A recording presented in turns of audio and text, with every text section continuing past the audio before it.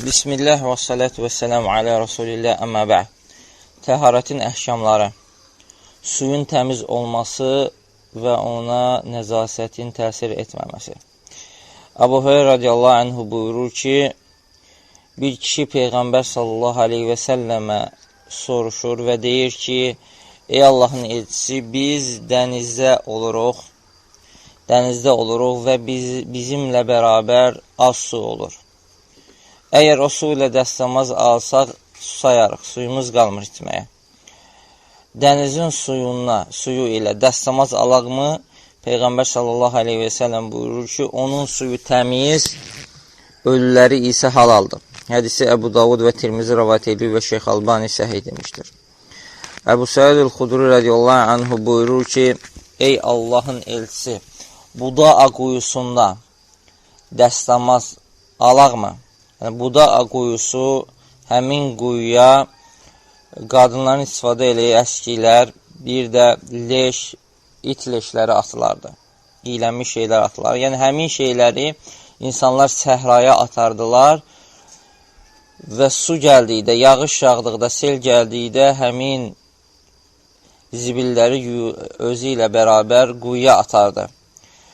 Və quyunun da miqdarı 2 güllədən artıq idi. Yəni, 160 litr yarımdan artıq idi və eləcə də quyunun suyu axar idi.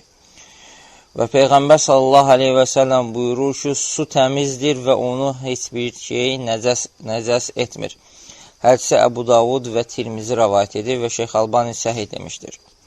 Yəni, həqiqətən su əslində, yəni suyun əsli təmizdir. Əgər ona təmiz şey və başqalarını da təmizləyir. Yəni, su özü-özlüyündə əslində təmizdir və başqalarını da təmizləyir və su özündən nəzasəti dəf edir. Əgər su 3 vəsfi dəyişərsə, iyi, dadı, bir də rəngi nəzasət ilə dəyişərsə, qülləti ilə artıq olduğu halda 3 şeylə dəyişərsə, o zaman icma ilə su nəcəs olur. Yox, əgər 3 şey dəyişməzsə, iyi, dadı, bir də rəngi, o zaman su nəzasət deyir. Necə ki, Peyğəmbər sallallahu aleyhi və səlləm buyurdu ki, su təmizdir, onu heç bir şey nəzasət etmir. Və eləcə də buyurdu ki, yəni, əgər su 2 güllədirsə, yəni 160 litr yarımdırsa, o zaman o nəzasət daşımır. Əgər azdırsa, o zaman nə olur? Deməli, nəzasət daşıyır. Bugünkü dərsdən götürdüyümüz faydalardan o idi ki, yəni, suyun əsli nədir? Təmizdir. Əgər nəzasət düşsə, 2 güllədən artıq olarsa, onu dəyişməzsə, su yenə nədir? Rəngin, iyin, dadın dəyişməzsə, su yenə təmizdir, nəzasət sayılmır. Çünki suyu, Peyğəmbər s.ə.v buyurur ki, su təmizdir, onu heç bir şey nəzasət etmir.